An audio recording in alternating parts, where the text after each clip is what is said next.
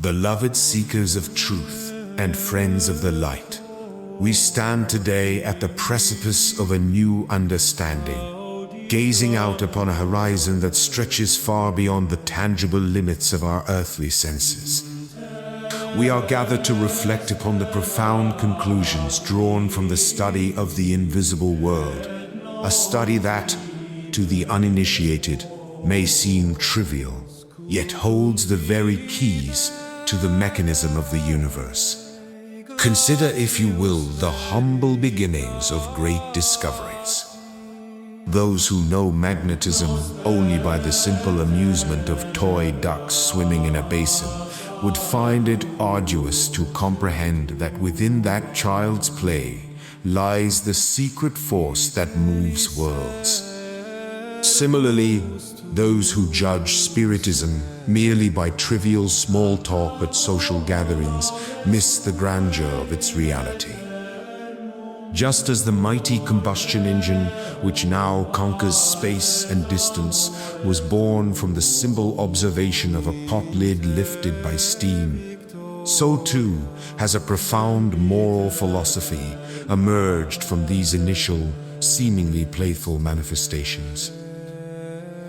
To the detractor, to those who cloak themselves in the mantle of skepticism, we say, do not judge the book by its cover, like an arrogant fool. Critics often ridicule what they have not probed with the scalpel of the conscientious observer, proving not the fallacy of the subject, but the shallowness of their own judgment. They reject the extraordinary and the supernatural, failing to realize that by doing so, they dismantle the very foundations of religion, which rests upon revelation and miracles. But here is the sublime truth. Spiritism does not ask you to believe in the supernatural as a breach of natural law. Rather, it reveals that these phenomena, these communications from those who have passed on, are subject to eternal, divine laws. It reveals a force of nature hitherto unknown, integrating the miraculous into the grand, rational scheme of the cosmos. Let us speak of the heart of our human struggle. Two doctrines stand before us. 1. Materialism denies the future, sanctions selfishness, and offers nothingness as our final destination. Under its cold shadow, the only rational maxim is every man for himself. For if we are but worn-out machines at death, what reason is there to renounce immediate pleasure? This doctrine dissolves the ties of fraternity and breeds the despair that tears at the fabric of society. In radiant contrast stands Spiritism. It does not merely promise a future, it proves it. It widens our horizon to infinity, showing us that death is not a cessation, but a transformation. By demonstrating the immortality of the soul, it revives faith, uplifts the discouraged heart, and offers a rational basis for justice and charity. It teaches us that our current tribulations are but fleeting moments in an eternal journey, enabling us to bear life's vicissitudes with resignation and courage. Some ask, does this doctrine teach a new morality? We answer, Spiritism does not bring a new law, for the law of God is eternal and was inscribed in the Decalogue and the Gospel. And let us not forget the more important place inside your conscience. But ask yourselves, how well is that law practiced?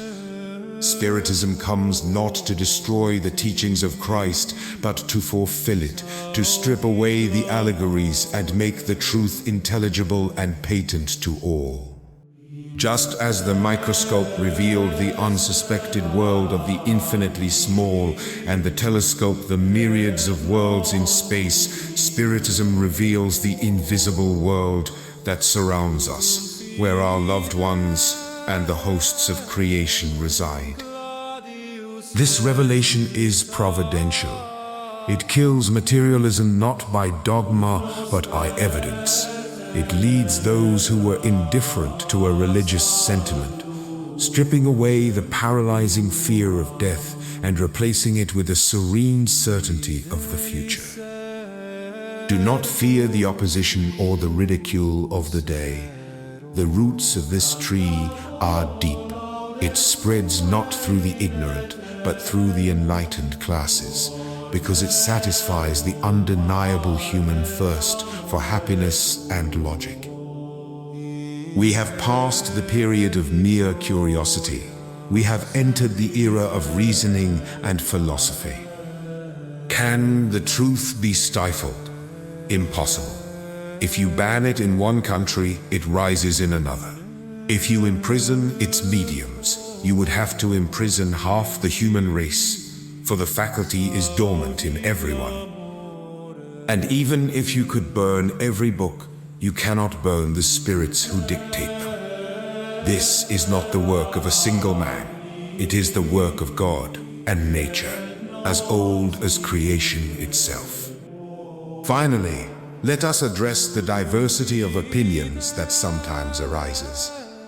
In the beginning of any science, theories may conflict.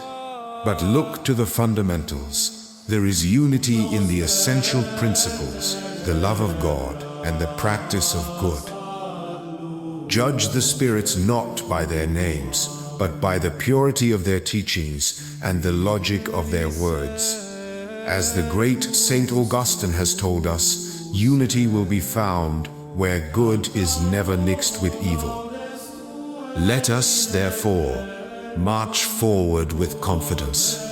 The time has come for humanity to leave the cradle of infancy and enter a new phase of moral progress. Let us be the builders of this new era, bound together not by sectarian prejudice, but by true fraternity.